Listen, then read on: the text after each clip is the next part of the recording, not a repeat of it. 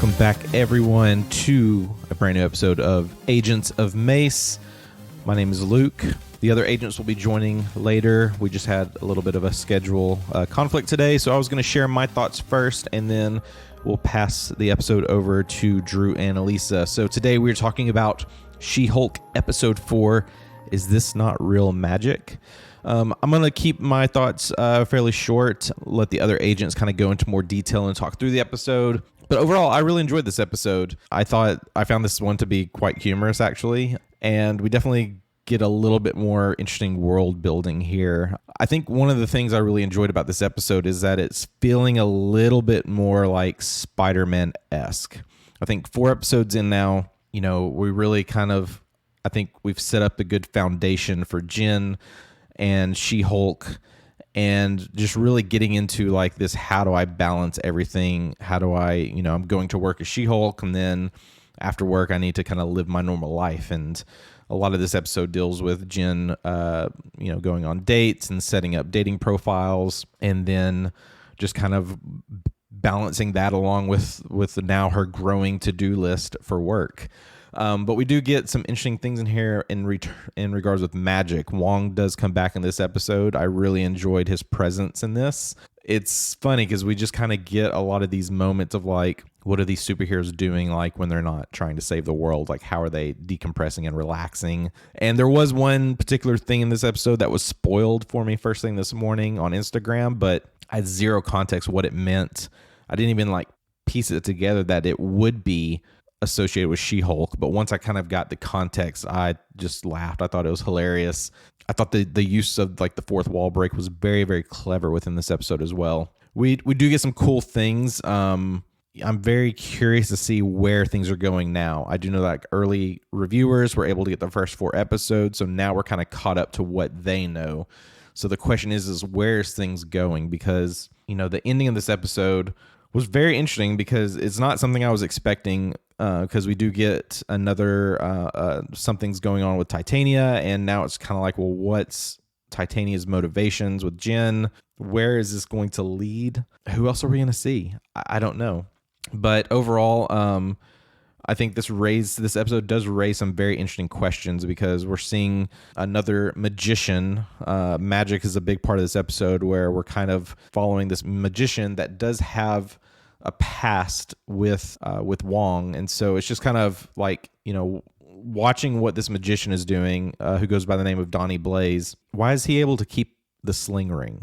He was a former student, so what's giving him the rights to do this? And like, if you look back at Spider-Man No Way Home, what would Wong think of Ned using magic in that, kind of misusing it and just randomly opening portals? And it's very fascinating, especially seeing like how Wong is just kind of able to pop in She-Hulk at any given time, but we'd never really see him that much in She-Hulk or in Spider-Man, but surely he knows what's going on, or at least knows from Doctor Strange. So, there's definitely some underlying questions of like what this means as a whole for characters going forward. But from what we get to see and a lot of the references, I don't know. I thought this was a fun episode. It's one I'll definitely watch again here soon. So I didn't spot the QR code, so if there is one, hopefully Drew or Lisa spotted it. I looked but didn't ever see it, so I'll have to go back and check that again. But I'm going to hop off now, let them take over and kind of share their thoughts on this episode. Let us know what you think. And also, Spider-Man No Way Home, the more fun version, is still out in theaters, so I did go and watch it. I really enjoyed it. We also have D23 going on this weekend, so expect a lot more content from us next week. So I'll pass this off over to them. Thanks so much. We'll see you in the next episode. Welcome back, everybody, to another episode of Agents of MACE. I just remembered Luke told me he did an intro, so Scratch that. You guys already heard the intro. But yes, we're talking about episode 4 of She-Hulk. I feel like we got another episode kind of like last week, where I really enjoyed it. I feel like we got some story stuff, but we also got some just like fun She-Hulk being a lawyer stuff. So I think my first thoughts for this episode are I give it like a 8 out of 10. I enjoyed it. I think there are a lot of fun little nods to stuff. How about you? I also enjoyed it. I'm trying to think if I would give it higher than 8 out of 10 because I'm having a lot of fun with the series, like I've told you guys every single week. And so it's something that I'm definitely looking forward to. Does it measure up to like the depth and things of some of the other Disney Plus shows? No, but it doesn't really have to. Like, it's She-Hulk. It's a fun show about a lady lawyer. And like, it's easy watching, and it had its identity figured out from the very first episode. It's been very tonally consistent. Mm-hmm. And I love Tatiana Maslany's performance every single week. And this week we had some fun new characters who are crazy that I'm looking forward to talking about. Yes, 100%. I feel like the main characters are a lot of fun. The side characters are amazing. It's like every week they introduce some new weird side character that I want to know more about. So I too am excited to kind of talk about that. So I think everything that I see about this show is that like the air quote hardcore Marvel fans don't like it because everything that I've seen seems more like the hardcore, maybe misogynistic fans don't like it. What? Yeah, surprise, a strong female lead. It's so weird to me. Every week when they complain about stuff that She-Hulk does. Now, I will admit, last week I wasn't like blown away by the twerking She-Hulk moment.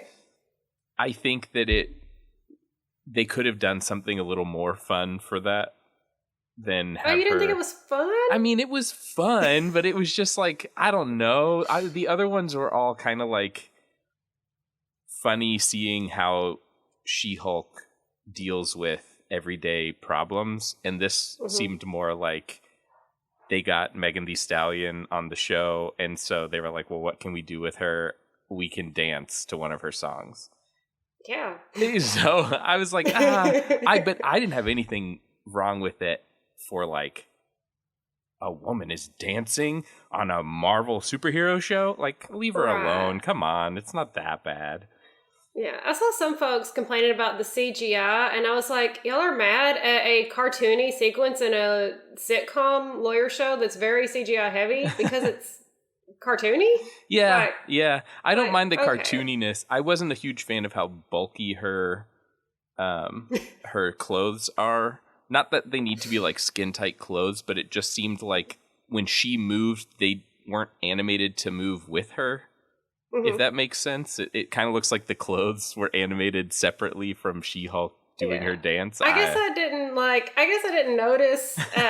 I will say I've heard that these poor Marvel animators are having to work their poor little baby fingers to the bone with all this content coming out. So you guys, even if it's not perfect, y'all are doing great. Y'all are doing stuff I could never do in a million years. Agreed. And also, have you seen the behind the scenes photos that came out from that where they had Tatiana Maslany in the motion capture suit with Megan Thee Stallion? Yes. So funny, so good. They looked like they were having a blast. It's funny too that she did that because there's also a stunt double sort of for She-Hulk. So it was interesting that they had her mocap that moment instead of the stunt double who is like 6'4" or something. But yeah, I'm not letting somebody else live my dancing dreams. So I don't blame her. Yeah, true. The show does a really good job, and I don't know if this was all planned from the beginning or if this is something that like, I mean, I can't imagine they're doing like weekly reshoots, but it's like every time people complain about something in an episode, they address it in the following episode. And I always think that that's really clever. But again, I don't know, like, are they just sitting around waiting to see like what people think of it and then immediately addressing those issues? Like the main one that I'm talking about for this episode is like the bulky clothes were a big thing for people last week. And this week, they like immediately show that she's shopping for big and tall. Like when she's scrolling through her to-do list, there's like 3 references to getting big and tall suits. And then her, what is her assistant's? I can't remember her name. Nikki. Okay, yeah. Nikki? So Nikki makes mention of it too, that like, she's like, why, I don't like your clothes. And she's like, it's really hard to find anything that fits. And so it's like, it's funny. It's like they addressed what everyone was complaining about last week in the episode. I mean, yeah, I feel like they're just very anticipatory. Yeah. And like I can see it as being like they purposefully wrote it in like she's in this new body. She doesn't know how to dress it yet. And of course, since all of the the writers and the director are all girls, they know that it's hard to find clothes for your body for most of us. And she's a very exceptional case. Let alone like an 8-foot tall, muscle bound lawyer. I'm not 8 foot tall, and I still can't find clothes for my weird baby legs. The struggle is real. So I'm guessing that was already there. And I also see it maybe being an arc that they built in for her, that she starts to not only like embrace the She-Hulk side of herself more, but starts like dressing that side of herself more and kind of coming into her own, which I think would be interesting. It's also something that we see a little bit in the comics. So she's more confident as She-Hulk. So yeah, it works. And they do like a really, I mean, that's like the secondary storyline almost for this episode, is that she's not as confident when she's not She-Hulk. And also she's starting to realize that there are a lot of people out there that only like her as She-Hulk. And so this side story in this episode is like her dating basically. And the guys that she dates you watch it and you're just like, no way. Like there are dumb people like this out there, right? But from the few people that I do know that are dating, it does seem like that is sort of the norm, especially on those dating apps. It's a lot of... Yeah, I was about to say, I promise it gets worse. So, I thought that whole side story was kind of fun, getting to see her dealing with the fact that people like She-Hulk, but people maybe don't like her. And for what reason, I don't know. I mean, she's perfectly pleasant. She's funny. She's got a kick-ass job. Yeah. I don't know why all these people are like, no. Oh, wait, you're She-Hulk? Okay, that's different. But even the guy that she's dating, well, I don't know if she's dating. The guy that she sleeps with, I'll assume, maybe that's not an assumption I should make, but the guy who stays over at her house overnight with her, yes. He seemed totally fine. And then the moment he saw Jen instead of She-Hulk, he was like, I gotta go. And it was like, oh, is he going to come back and apologize? Or are we never going to see that guy again? I don't know. Yeah, I'm going to guess not. It was Bad Bob City from the beginning with that dude. I can't really pinpoint why, but I was like... It's because he was saying everything too perfect. It was a little bit too perfect, but I was also like, how are you a pediatric oncologist and have enough time to bulk up this much at the gym? I don't buy this story. He did. It was really funny because when they're eating dinner, he doesn't look that bulky. But then when she lifts him up to carry him out of the room, I will say it's probably that he had to wear a harness to be like lifted, so when she was carrying him out, like she's clearly not like supporting his weight the way that he's kind of like balled up in her arms. It's like, oh, he's wearing a harness to be lifted, so maybe he looks a little bulkier because he's got some sort of muscle suit harness on. I don't know, or he's flailing for his life. But it was so weird when you see him from like certain angles, he's huge, and then other angles he just looks like a normal guy. So, I don't know. But let's get to the main story because there's a lot going on here. We meet a new character that I do hope we see more of, Donnie Blaze. Donnie Blaze. I see a lot of people saying that this is an Easter egg referencing Ghost Rider, who's Johnny Blaze. And I was supportive of that fact with all of the the demonic references and the demons that show up. I was like, maybe this guy like turns into Ghost Rider somehow later. But from what I see, this is not Johnny Blaze. It's just a magician named Donnie Blaze. Yeah, I was about to say, I would go out on a limb and suggest that's probably a stage name. Yeah. It might mean that Johnny Blaze exists somewhere in this universe, and he was inspired to steal his name. But yeah, that it feels very magician-y. Oh, yeah, 100%. And he does, a bunch of classic magic acts, but they're all, like, very lame. Bad. Yeah.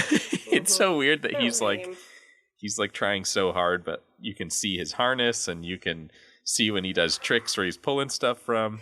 But the interesting thing is he used to train at Carmitage with Wong and somehow stole a sling ring.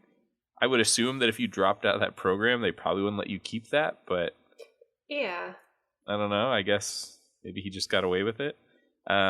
So then he starts using the sling ring to kind of boost his magic act.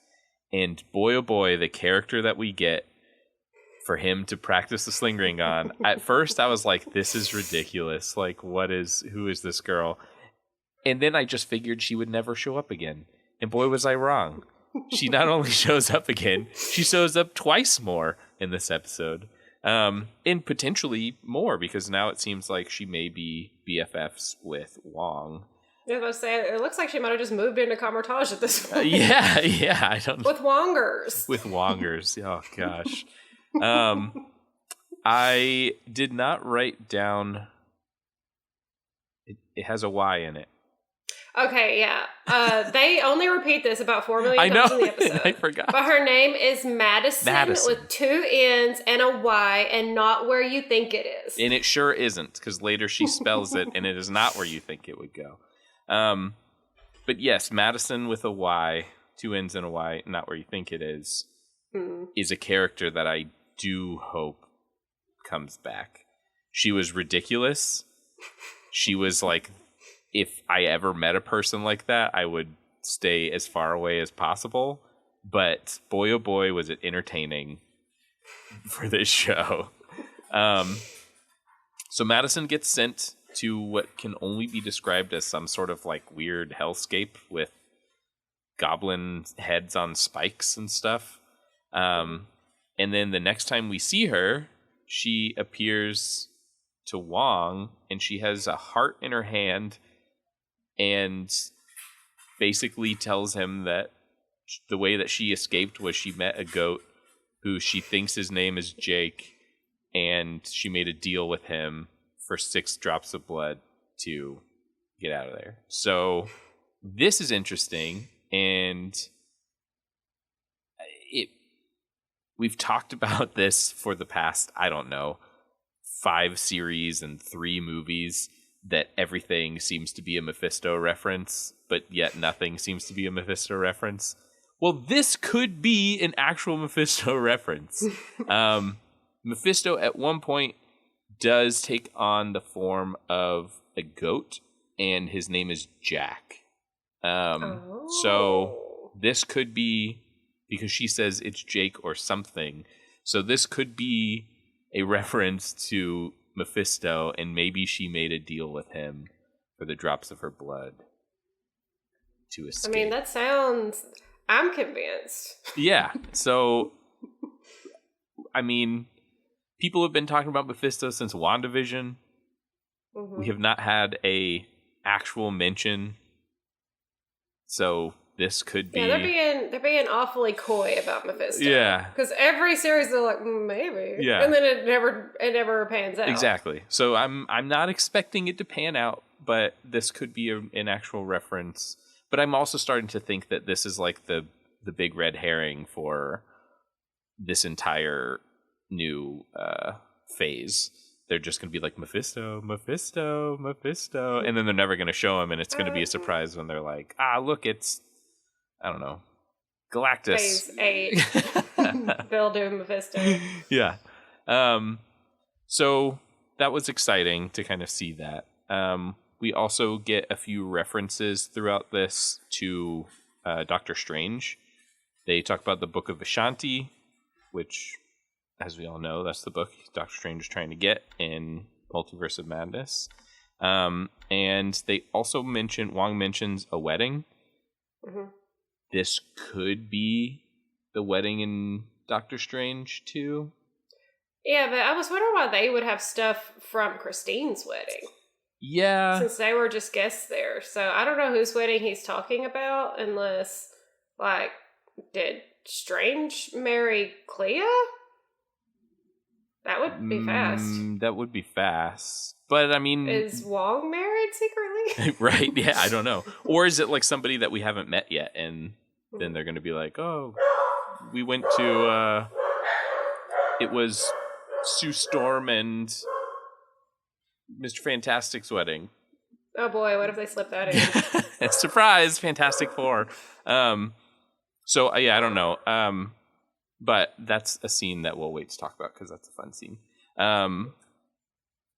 I do want to say before we get too far away from this that the last straw that pushes Wong over the edge into he has to sue Johnny Blaze is that when Madisynn shows up, she spoils the episode of The Sopranos he's about to watch. Yes.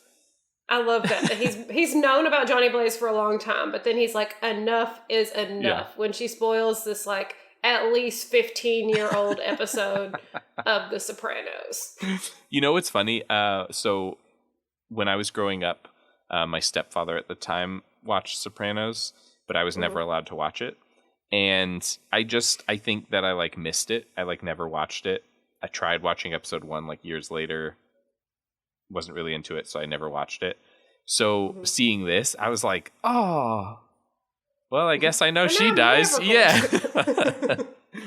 So for all you other fans out there who have not seen that, thanks a lot, Wong.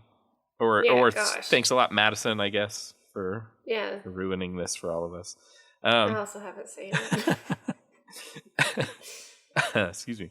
So we do get to see some fun little things. I mentioned it earlier when Jen is going through her like list of things to do for the day. If you pause it a couple times, there's a few times where it's just blurs and you can't really see, but a couple times you can kind of see like stuff that she's up to for the day. Some of them are just like her base lawyer things. She needs to find a direct contact for Wong, which I thought was funny because direct is in quotes since she doesn't really know how to get a hold of Wong. She's supposed to have a coffee date with Pug and Nikki. So that's fun, bringing them on a little coffee date. She has to do some like prep work, like planning prep work or something for new people, but then she also gets to plan the outings for the new people. So I was like, this is funny to see just like what she has to do in her day-to-day job. Some of the things that show up in this reference things in the comic book. She has to follow up on a Jansen class action, which is a reference to a comic book with Claus Jansen. So fun little thing there. We also get to see she has to compile a disposition for Lee versus Bjorn, Byrne, which is a Stan Lee reference and a nod to John Byrne, who is one of the big writers and artists for She-Hulk. So there's a lot of little fun things to see there. But also, the last thing on her list is she needs to finish her dating profile. When she pulls up her dating profile, we get the QR code for the free She-Hulk comic book. So if you're looking for your next free comic, it will take you to in 1986's West Coast Avengers Annual Number 4 comic. So that's your free comic this week. Make sure to download that. I'm super excited that they brought it back and they're sticking with it. I mean, I know we talked about it before, but I just keep expecting like one episode. They're just not going to have it. Why? I don't know, but love it. The episode kind of slows down a little bit, and we go back to more of like a lawyery show, and less of like a superhero show. But Jen goes on some dates, and She-Hulk goes on some dates, and we find out that Wong is going to sue Donnie, and then they basically like have to take them to court and say, hey, you have to stop. And the judge is like, I'm not going to make my decision right now. And so they ask for Donnie to stop doing magic until the decision is made. And he's like, no. And then that just kind of is never referenced again. So I thought that was kind of weird. Like the judge didn't say yes or no. He was just like, that's my livelihood. And then the next time we see him, he's doing a magic act again. And it's like, well, the judge does say that since it is his livelihood, he's allowed to continue. Oh. That's the point that the I must have spaced out made at the end. Man. Oh, whoops. I completely missed that. I was so confused when it showed him again. I was like, nobody said anything. How did he do that? Well, all right. Anyway, he does magic again, and it goes as expected, completely wrong. He does his little portal open for a girl who says she's not going to get in it because she saw it last week and her friend got stranded in Iowa, I think. So she's not going to go through the portal. So instead, he opens a like mini portal in his hand, sort of. They don't really explain how all of a sudden the sling ring can do other things. But he's able to like pull a other dimensional dove out of his hand. And the dove lays an egg, and the egg opens up, and it's like a weird little bat goblin. And then the bat goblin starts to grow. Everybody freaks out. He opens... That's a cow goblin. Yeah, he opens a bigger portal to the cow bat goblin universe and throws him in. Their homeworld. Right. Throws him in with the dove. But of course doesn't then close the portal, which seemed like a mistake. And sure enough, it was, because then they get swarmed by these little bat goblins. And then, surprise, surprise, Donnie runs away. He runs to Wong's house. We get to see Wong yet again. What does the Sorcerer Supreme do? I thought he was supposed to be, I thought he was supposed to be protecting the universe, and instead Wong is just laying on his couch watching TV all the time. So Wong gets interrupted again, trying to watch his shows, and has to come save everybody from these little goblin monsters. He tries to call Jen for help. Of course, Jen, at this point, is with her child oncologist date and doesn't answer her phone. So Wong decides, you know what, I'm just going to go over there and get her. So he opens a portal and ruins the date, sort of, for the moment. And she has to go help him fight. I think it's funny that, I mean, I guess we don't really know what Doctor Strange is up to, but it's weird that Wong would go get Jen to help pull these bats. Yeah, I guess presumably Doctor Strange is off doing three-eyed stuff with Clea. Yeah. And so he's definitely not around. Yeah. Because then they would be asking about him. I mean, I know we've had many instances where it seems like some other Avengers should be around to help, but there's always an excuse. It happens so fast. They're in a different dimension. They're on another planet. True. But what about all the people that live with Wong in Carmitage? It was bedtime. They were asleep. They're all students, I guess. They're not ready.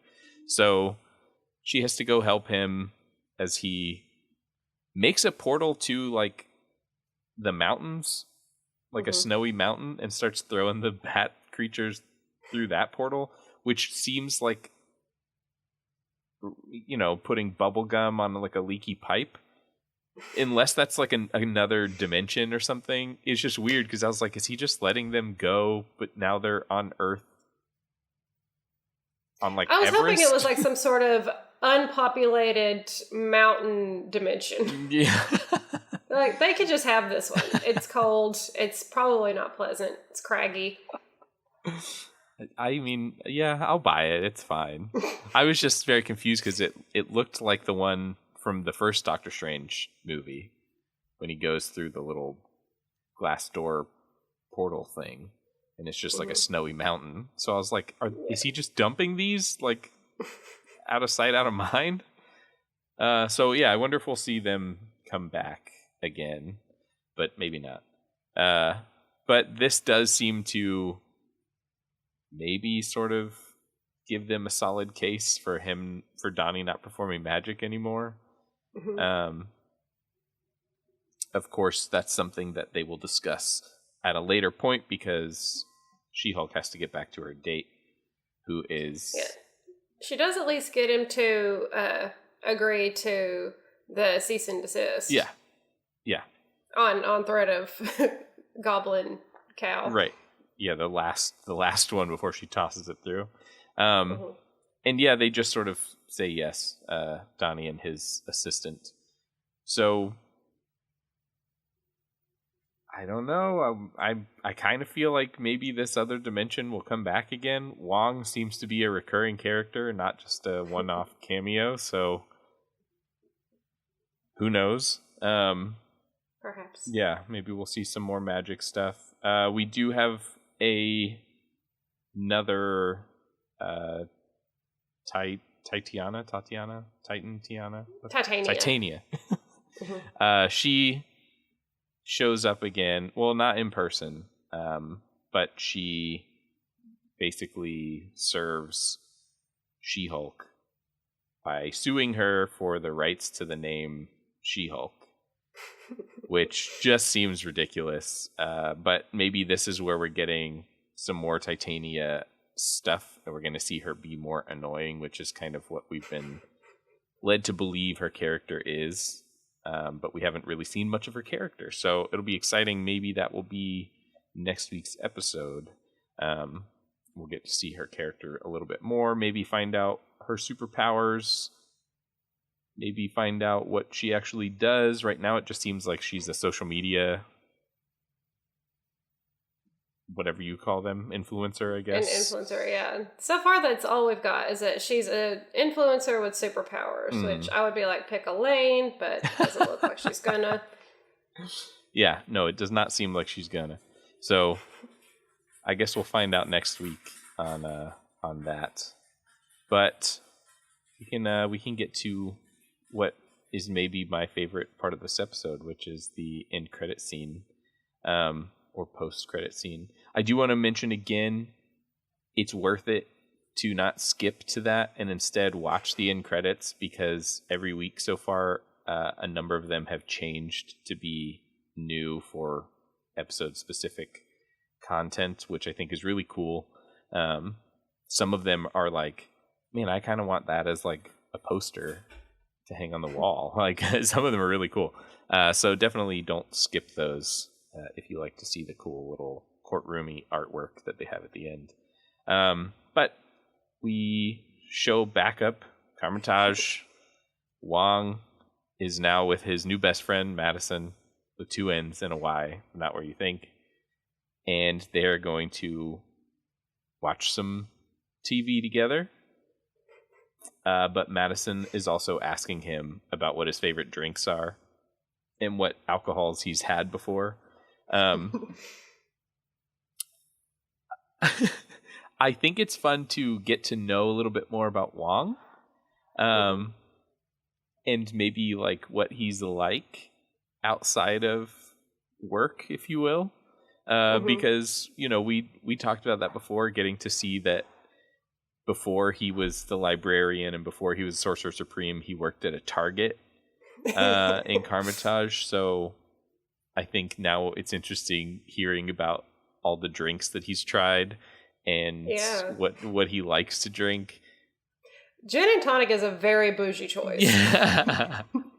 I did not peg Wong for a gin and tonic.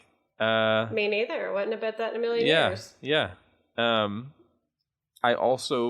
He said it wasn't great, but also the yak milk and vodka.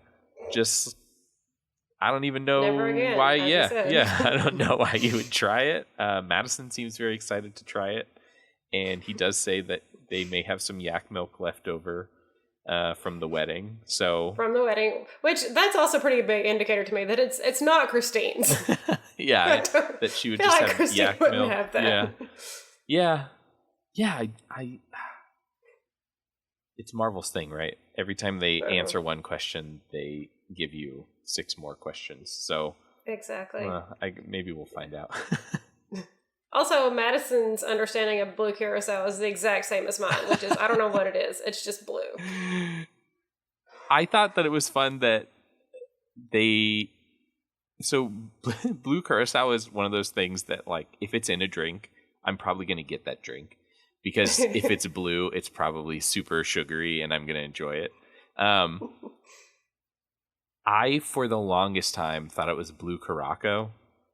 I was like, blue caraco. Because I never really heard anyone say it. I just saw it on menus. I mean, yeah. Yeah. And so the first time I saw it, or heard someone say it, I was like, oh, that's how you say that? So when they mentioned it in this episode, I was like, what a weird pull to talk about for like longer than just have you had it. It was like, have you had it? No, what is it? It's blue. And I was like, this is fun because that's my understanding of it too. I couldn't tell you. Yeah. Is it a liquor? Is it a mixed drink? Is it just syrup? Yeah, I don't know. Like, can you drink it by itself? I don't know. Are people taking like shots of blue curacao? Maybe we'll find out. Maybe that will be next week's post-credit scene. Will be Madisynn. Madisynn will be like, I got online and I looked up some stuff. Here's some blue curacao and yak milk. Well, that's kind of where the episode leaves us, with Jen having been sued, or I guess the beginnings of being sued for using the name She-Hulk. And that's where we're going to pick it up next week.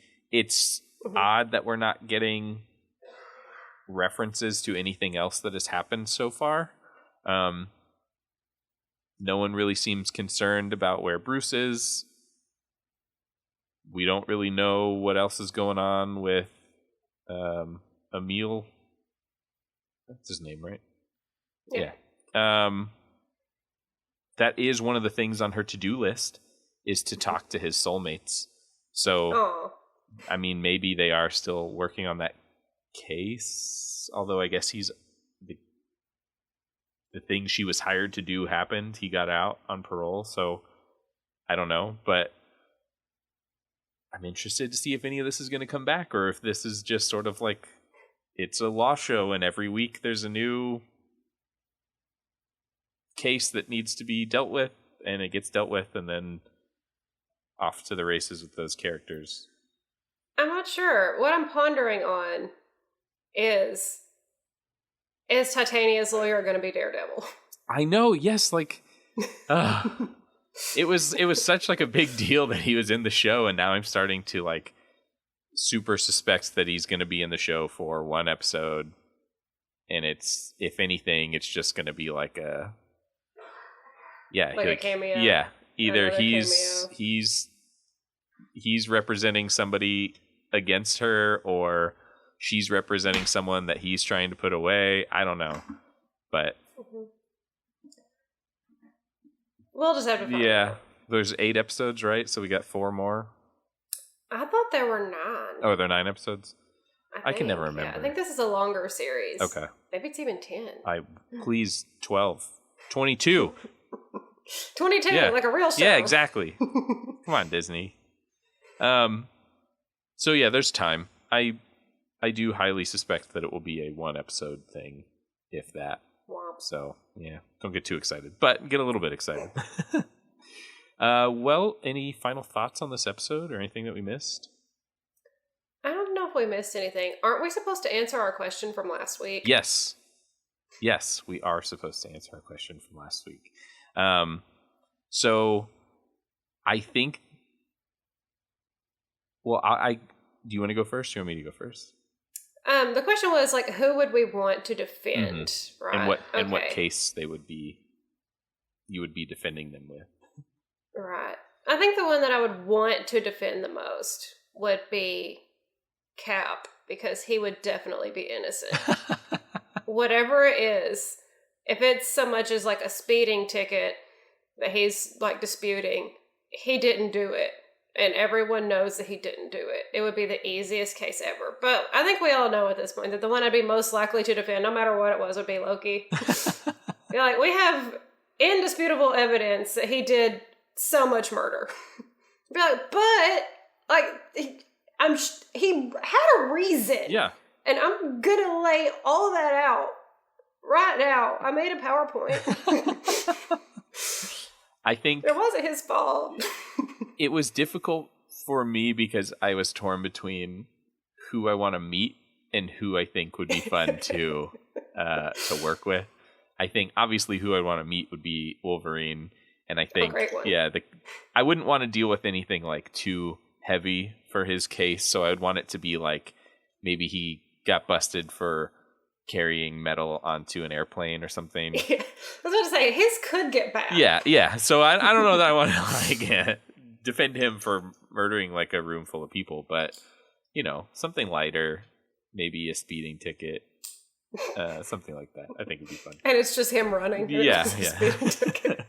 I think the second, the like main one that I would want would be Korg, because like I mean, similar to Cap, like, come on, how precious is he? Yeah, exactly. Like he didn't do anything wrong. So I think that I would want to represent Korg, and I would want to represent him for